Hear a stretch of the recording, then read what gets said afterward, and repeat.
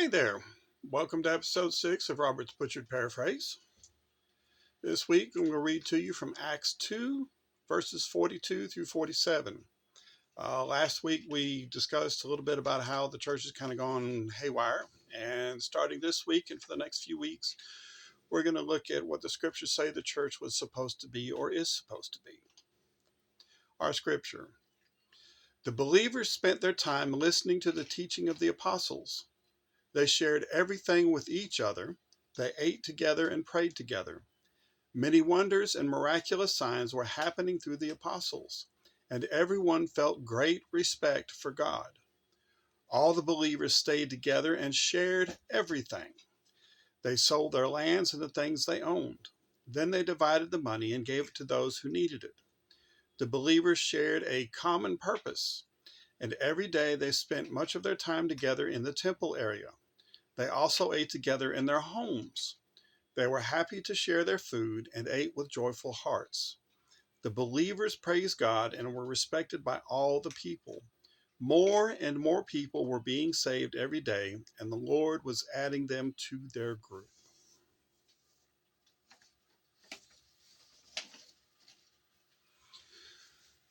We see a picture of community, what biblical community was supposed to be. And that was getting together, staying together, eating together, worshiping together, listening to the apostles' teaching together, listening to teaching together. Hanging out in the temple together was also part of it. But you also notice they sold their own possessions and they shared everything they had with one another. This wasn't a get together once a week. Hey, how you doing? I'm great, fine, glad you're doing good. Talk to you next Sunday. No, these people interacted throughout the week with each other. It was a very tight-knit and interdependent community. In a later episode, we'll discuss Matthew 18, which is one of the disciplinary processes, and the ultimate punishment for failing to heed the apostles or the teachings of the church doctrine was to be banished from the community. Now, in our day and time, you get kicked out of a church, you're just going to go find another one. No big deal. But in this day and time, even outside the Christian communities, to be in a certain community, that community was your life. That was your family's life. It was everything. And to be booted out of it meant you were on your own and you had to find something else. It's not like our culture nowadays where everybody's trying to be independent and do it on their own. Now, does that say we're supposed to be weak-minded, or weak of whatever? No.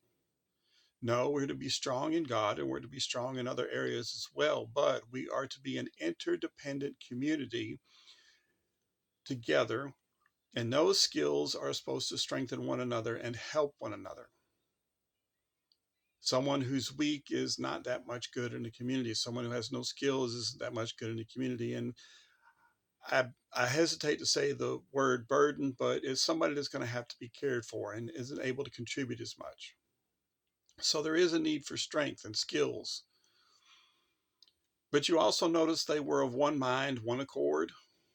They had a common purpose. Again, we don't see this hardly any today because everybody is caught up in the realm of selfishness. I want me first. I want mine first.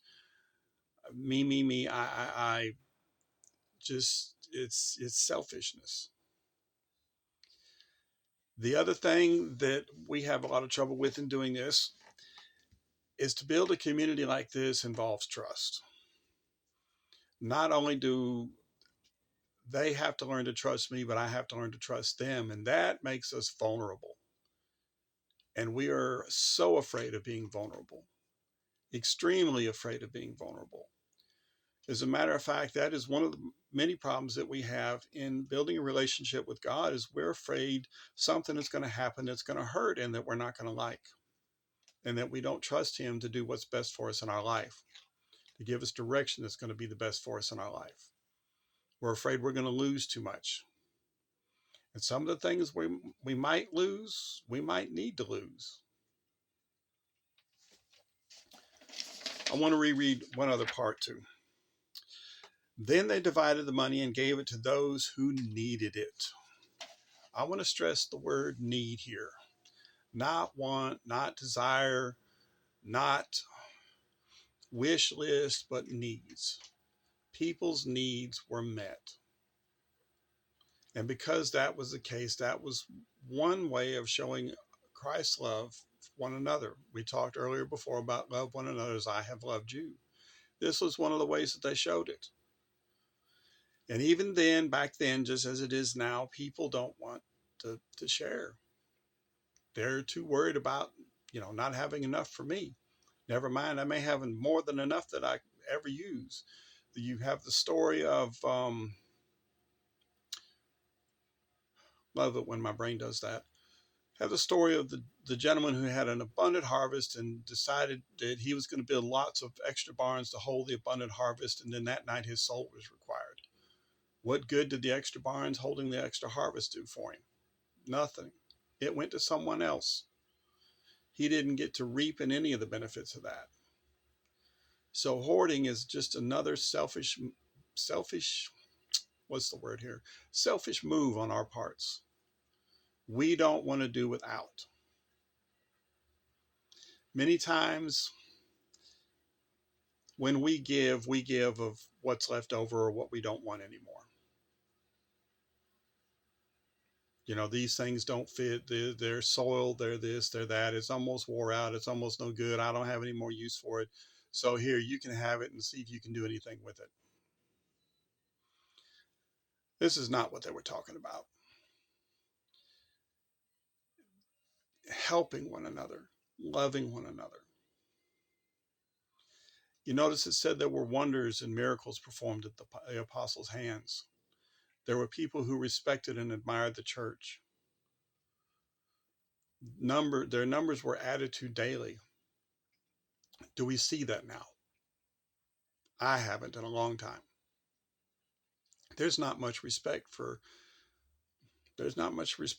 church folks anymore of any kind. And unfortunately, a bunch of them have earned it. And this, I'm praying and hoping that you're able to get past and find your community and start building your community of people that you can learn to trust, and people that you're not going to be afraid of, and people that are not going to try to use you, and people that you can get together with, because we do need one another. We need one another very badly. This was not meant to be a solo sport, not individual competition. Yes, we're to run the race with patience, but we were built to do this with one another. In an upcoming episode, we'll discuss how the different people had different parts in services when they got together. So it was supposed to be more than just one person. I want you to think about this. Are you at a point in your relationship with Christ where you would be willing to sell something that you had to make sure somebody else's need was met? It's a difficult question. More importantly, would you be willing to give up everything to follow God's calling in your life? This is where the real test lies. For when you have given up everything to follow God and you see Him provide as needed, then you know if you give up parts of yourself for others, God will still provide for you. This world is not the end. It's not the be all to end all. It's not the final thing. There's another one coming. And we need to be preparing for it and not trying to live our best life here. We need to be trying to take as many people to the next as we can. Keep reading, keep studying, keep praying, and keep listening. God bless you.